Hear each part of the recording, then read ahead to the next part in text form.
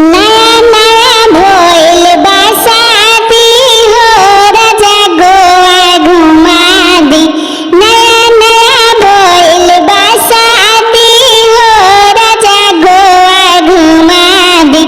तोहरा मम्मी के बात हमसे न सहाई, दिन भर करेली घरवा में हाला, झगड़ा के जोड़ खोजतारी हो राजा गोवा घुमा दी। नया नया भइल बा शादी हो राजा गोवा घुमा दी।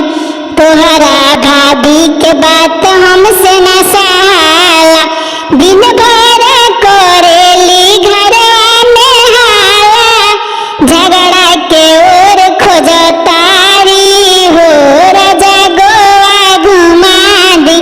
नया नया भइल बा शादी हो राजा गोवा घुमा दी। तोहरा दीदी के बात हमसे न